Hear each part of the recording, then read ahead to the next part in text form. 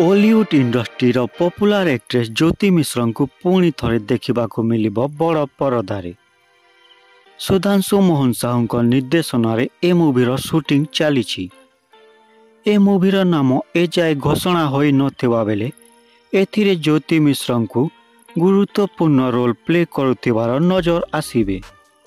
प्राय 25 वर्ष पर ज्योति मिश्र सुधांशु मोहन साहू निर्देशन ए नुआ मूवी रे नजर आसीबे। ए मूवीर प्रोड्यूस करिसंदी प्रीतम साहू। ए मूवी ओडिया और हिंदी लैंग्वेज रे आसीबो। 2000 मसीह रिलीज होइतिबा सहर जलुची मूवी रे ज्योति मिश्र सिद्धांत महापात्र सह नजर आसीथिले। ए मूवी रे सुधांशु मोहन साहू डायरेक्टर थिले। एबे 25 वर्ष पर पुणी थरे सुधांशु मोहन साहू निर्देशन ज्योति मिश्र को ए नुआ मूवी रे देखा पाइबे दर्शक।